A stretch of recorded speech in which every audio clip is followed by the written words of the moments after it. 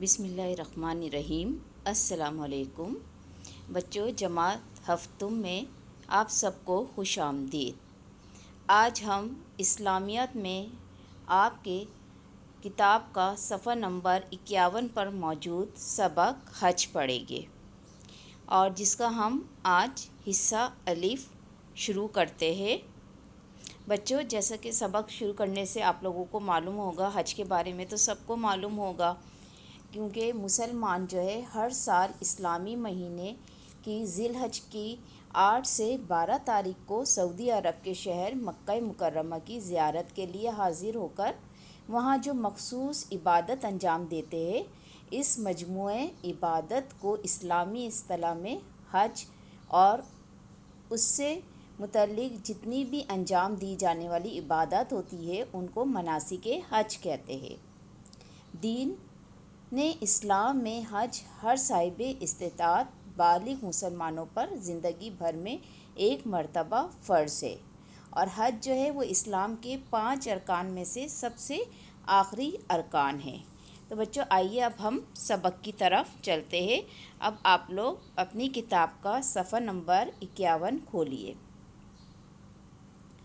حج اسلام کا 5واں رکن ہے، اور یہ ہمگیر عبادت تو تربیت کا اہم ذریعہ ہے۔ حج کے معنی۔ لغت میں حج کے معنی قصد کرنا، ارادہ کرنا۔ شریعت کی اصطلاح میں حج سے مراد اسلام کا وہ رکن ہے جس میں مسلمان ذی الحج کے مہینے میں بیت اللہ کی زیارت کرتے اور مناسک حج ادا کرتے ہیں۔ فرضیت۔ قرآن پاک میں اللہ پاک کا ارشاد ہے کہ ترجمہ، اور اللہ کے لیے ان لوگوں پر بیت اللہ کا حج کرنا فرض ہے جو وہاں پہنچنے کی طاقت رکھتے ہو، اور جو اس سے کفر و انکار کرے وہ جان لے کہ اللہ تمام جہانوں سے بے نیاز ہے۔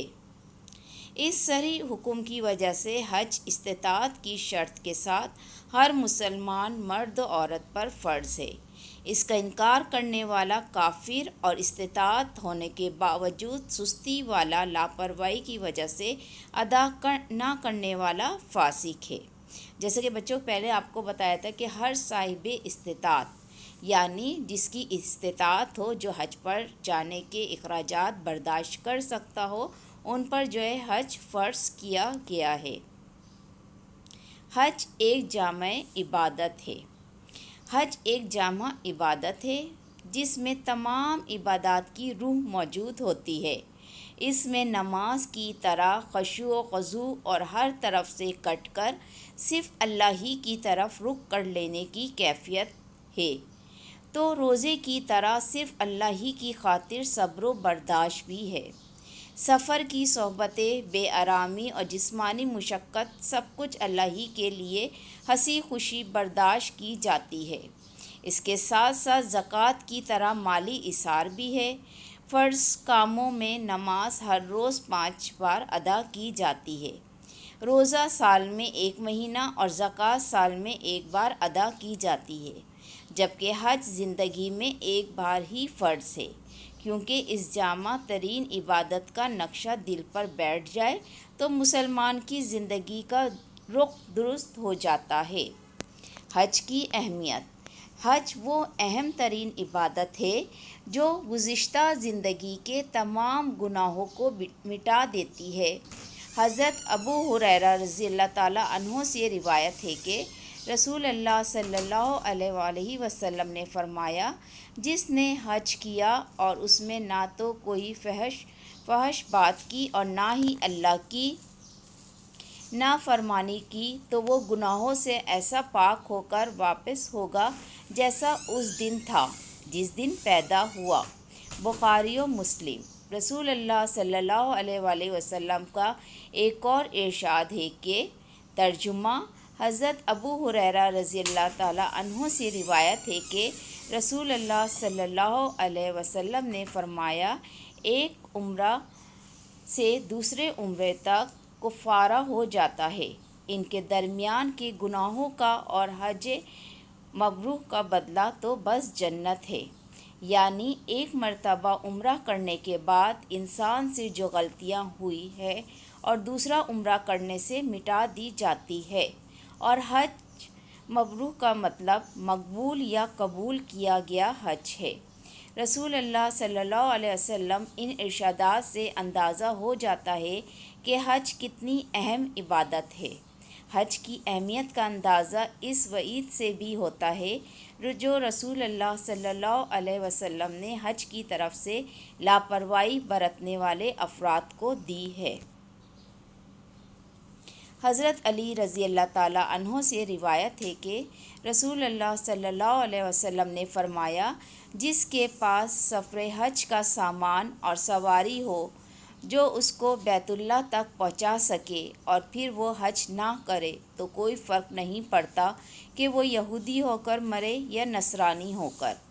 بخاری و مسلم۔ شرائط حج۔ حج ایک وقت طلب، محنت طلب اور مال خرچ کر کے کی جانے والی عبادت ہے۔ اسی وجہ سے اس کی فرضیت کے لیے استطاعت کی شرط رکھی گئی ہے۔ حج کے فرض ہونے کی یہ شرائط ہے: نمبر 1 مسلمان ہونا، نمبر 2 بالغ ہونا۔ بچوں پر حج فرض نہیں، اگر کوئی بچہ حج کر لے تو یہ نفل حج ہوگا۔ بالغ ہونے کے بعد استطاعت ہونے کی صورت میں اس کو فرض حج ادا کرنا ہوگا۔ نمبر 3 عاقل ہونا، یعنی دیوانے پاگل شخص پر حج فرض نہیں ہے۔ نمبر 4 آزاد ہونا، غلام یا لونڈی پر حج فرض نہیں ہے۔ نمبر 5 مالی استطاعت ہونا، سفر اور سواری کے اخراجات کے علاوہ حج کے لیے جانے والے کے پاس اتنی رقم ہو کہ وہ اپنے زیر کفالت افراد مثلاً بیوی، بچے، ماں باپ وغیرہ کے پاس وہ رقمیں اخراجات پورے کرنے کے لیے چھوڑ کر جا سکے۔ نمبر 6 امن و امان ہونا، بیت اللہ کے راستے میں امن نہ ہو اور کسی قسم کا جانی یا مالی خطرہ ہو تو حج فرض نہیں ہوتا۔ نمبر 7 صحت مند ہونا، کوئی ایسی بیماری یا معذوری ہو کہ سفر ممکن نہ ہو تو بھی حج فرض نہیں ہوتا۔ عورتوں کے لیے ان 7 شرائط کے علاوہ ایک مزید شرط یہ ہے کہ کوئی محرم رشتہ دار سفر اور حج کے دوران ان کے ساتھ ہو۔ محرم رشتہ دار سے مراد باپ، بھائی، بیٹا، شوہر، بھانجا، بھتیجا، نواسہ، پوتا وغیرہ ہے۔ چند افراد ان تمام شرائط کو پورا کرنے کے باوجود اپنی مصروفیات یا اپنے مختلف فرائض کی ادائیگی کے انتظار میں حج کو ٹالتے رہتے ہیں یا اس کو بڑھاپے میں کی جانے والی عبادت سمجھتے ہیں۔ یہ غلط رویہ ہے۔ رسول اللہ صلی اللہ علیہ وسلم کا ارشاد ہے، جو شخص حج کا ارادہ کرے اسے جلدی کرنا چاہیے، ہو سکتا ہے کہ وہ بیمار پڑ جائے یا اس کی اونٹنی گم ہو جائے یا کوئی اور ضرورت پیش آ جائے۔ تو بچوں دیکھا کہ اللہ تعالیٰ نے ہم پر جو حج فرض کیا ہے تو اس میں بھی جو شرائط رکھی ہے تو اس میں بھی اللہ تعالیٰ نے بہت نرمی رکھی ہے۔ تو بچوں آج ہمارا حصہ الف آپ لوگوں کا مکمل ہوا اور اس کے بعد ہم اس سبق کے حصہ ب کے ساتھ ملیں گے۔ اب آپ لوگوں کا گھر کا کام آپ لوگ نوٹ کر لیجئے کہ سبق کی اچھی طرح آپ کو بلند خوانی کرنی ہے اور سبق کا کاپی میں ٹائٹل پیج بنانا ہے۔ اس کے ساتھ ہی آج ہمارا حصہ الف کا کام ختم ہوا۔ شکریہ۔